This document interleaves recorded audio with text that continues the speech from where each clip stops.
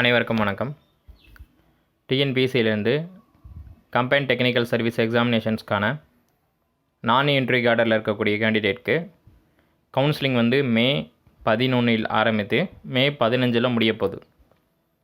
11/5/2026 முதல் 15/5/2026 வரை கிட்டத்தட்ட ஒரு 5 தினங்கள்கிட்ட இந்த இன்டர்வியூ ஆர்டருக்கான கவுன்சிலிங் நடக்க போகுது. அதுக்கான நீங்கள் மெமோ டவுன்லோட் பண்ணிட்டீங்க அப்படின்னா உங்களுக்கான அந்த டேபிள் நம்பர், உங்களுடைய ரிஜிஸ்டர் நம்பர்ஸ், உங்களுடைய நேம் எல்லாம் கரெக்டாக இருக்கான்னு செக் பண்ணிக்கோங்க. மேலும் பார்த்தீங்க அப்படின்னா உங்களுடைய எஜுகேஷன் குவாலிஃபிகேஷன்ஸ்க்கான டாக்குமெண்ட் எல்லாம் கரெக்டாக இருக்கான்னு ஒரு டைம் செக் பண்ணிக்கோங்க. ப்ளஸ் பார்த்தீங்கன்னா உங்களுடைய ஒன் டைம் ஐடி, டிஎன்பிசியோட ஓடிஆர் ஐடி அப்படின்னு சொல்லுவாங்க, ஒன் டைம் ரிஜிஸ்ட்ரேஷன் ஐடி இருக்கக்கூடிய அனைத்து டீட்டெயில்ஸு கரெக்டாக இருக்கா அப்படின்னு ஒரு தடவை செக் பண்ணிக்கோங்க. உங்களுடைய டாக்குமெண்ட்டோட original with 2 set xerox with 2 set passport size photo இதெல்லாம் டீட்டெயில்டாக கையில் வச்சுக்கோங்க. ஏன்னா இன்றைக்கி டேட் 5, கிட்டத்தட்ட இன்னும் ஒரு 5 நாட்கள் தான் இருக்குது டைம். ஓகேங்களா? நீங்கள் டிஎன்பிசி அலுவலகத்துக்கு உங்களுடைய ஒரிஜினல் சர்டிஃபிகேட்டு ப்ளஸ் உங்களுடைய அந்த மெமோவை டவுன்லோட் பண்ணி எத்தனை மணிக்கு, காலையில் 8 மணிலேருந்து ஈவினிங் 5 மணி வரைக்கும் கவுன்சிலிங் நடக்க போகுது, எத்தனை மணிக்கு எத்தனை நம்பர் டேபிள், மொத்தம் 10 டேபிள் கிட்ட இருக்கும். உங்களுக்கு எத்தனை நம்பர் டேபிள் எத்தனை மணிக்கு ஒதுக்கியிருக்காங்களோ அதுக்கு 1 ஹவருக்கு முன்னாடி நீங்கள் அங்கே போய் ரீச் ஆகிருங்க. அது தொடர்பான ஒரு காணொலி தான் இங்கே நம்ம கொடுக்க போகிறோம்.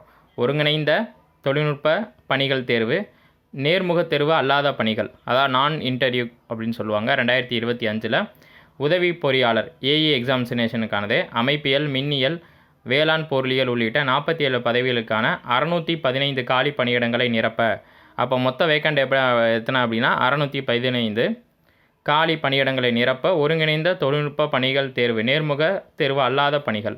அறிக்கை தேர்வாணையத்தின் ஆண்டு திட்டத்தில் குறிப்பிட்ட உள்ளபடி இன்று 25/5/2025 வெளியிடப்பட்டது. தேர்வர்கள் 27/5/2025 முதல் 25/6/2025 வரை இணைய வழியில் விண்ணப்பங்கள் சமர்ப்பிக்கலாம். இது ஏற்கனவே நம்ம ஏற்கனவே பார்த்துட்டோம். இப்போ எதுக்காக இந்த இதை ரீகால் பண்ணுறோம் அப்படின்னா இதில் 615 காலி பணியிடங்கள் இருக்குது. ஓகேங்களா? இதை இந்த இன்டர்வியூ ஆர்டரில் இருக்கக்கூடியவங்க நீங்கள் என்ன செய்யணும் அப்படின்னா டிஎன்பிசியோட அஃபிஷியல் வெப்சைட் போயிருங்க.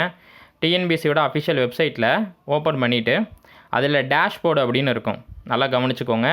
டேஷ்போர்டு அப்படின்னு இங்கிலீஷில் ஒரு ஆப்ஷன்ஸ் இருக்கும். அந்த டேஷ்போர்டு ஆப்ஷனை நீங்கள் கிளிக் பண்ண அப்படின்னா உங்களுக்கு ஒரு பெரிய ஹோம் பேஜ் ஓப்பன் ஆகும்.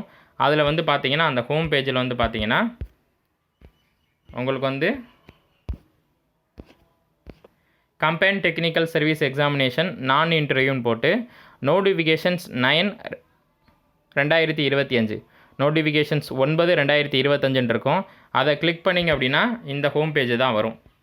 Counselling physical certificate verification phase 1 அப்படின்னு வரும். ஓகேங்களா? Counselling physical document verifications phase 1 அப்படின்றது வரும். என்றைக்கு நடக்க போகுதுன்ற டேட்டு, நோட்டிஃபிகேஷன்ஸ் ஆஃப் சிவி எத்தனை நம்பருக்கு வந்திருக்கோ அவங்களுக்கான சிவியை நீங்கள் டவுன்லோட் பண்ணி வச்சுருக்கணும். இதையும் நீங்கள் கவுன்சிலிங் போகும்போது கண்டிப்பாக கொண்டு போகணும். டாக்குமெண்ட் வெரிஃபிகேஷன்ஸ் கவுன்சிலிங் எப்போ நடக்க போகுது அப்படின்னா 11/5/2026 முதல் 15/5/2026 வரை நடக்க போகுது. கிட்டத்தட்ட ஒரு 4 தினங்களுக்கு நடக்க போகுது. 15/5/2026 முதல் 15/5/2026 வரை ஃபஸ்ட்டு பேஸ் கவுன்சிலிங் நடக்க போகுது. ஓகேங்களா? இதற்கான இந்த நோட்டீஸ் ஆஃப் சிவின்னு கொடுத்துருக்காங்கல்ல, இந்த இடத்துல வியூன்னு ஒரு ஆப்ஷன் இருக்கா, இந்த வியூன்னு ஒரு ஆப்ஷனை நீங்கள் கிளிக் பண்ணிங்க அப்படின்னா உங்களுக்கும் அடுத்த பேஜ் ஓப்பன் ஆகும். ஃபஸ்ட்டு டிஎன்பிசியோட அஃபிஷியல் வெப்சைட்குள்ளே போகிறீங்க. அதில் டேஷ்போர்டுன்னு ஒரு ஆப்ஷன் இருக்கும், அதை கிளிக் பண்ணுறீங்க. அதில் நோட்டிஃபிகேஷன்ஸ் 9 டிஎன்பிசியோட கம்பைன்ட் டெக்னிக்கல் சர்வீஸ் இன்டர்வியூ ஆர்டரில் நோட்டிஃபிகேஷன்ஸ் 9/2025 2025 கிளிக் பண்ணுறீங்க. அதை கிளிக் பண்ணிங்கன்னா லாஸ்ட் இந்த காலம் தான் வரும். என்ன அப்படின்னா combined technical service examination interview போஸ்ட்டுக்கான கவுன்சிலிங் தொடர்பாக ஒரு அப்டேட் பண்ணியிருப்பாங்க. அதில் நோட்டீஸ் ஆஃப் சிவின்னு இருக்கும். இதை நீங்கள் வியூ பண்ணிங்கன்னா அது நெக்ஸ்ட் பேஜுக்கு போகும். அந்த நெக்ஸ்ட் பேஜ் போச்சு அப்படின்னா உங்களுக்கு பார்த்தீங்கன்னா இந்த மாதிரி இருக்கும். ஓகேங்களா? என்டர் யுவர் ரிஜிஸ்டர் நம்பர்ஸ், உங்களுடைய ரிஜிஸ்டர் நம்பர்ஸை நீங்கள் என்ட்ரு பண்ணணும்.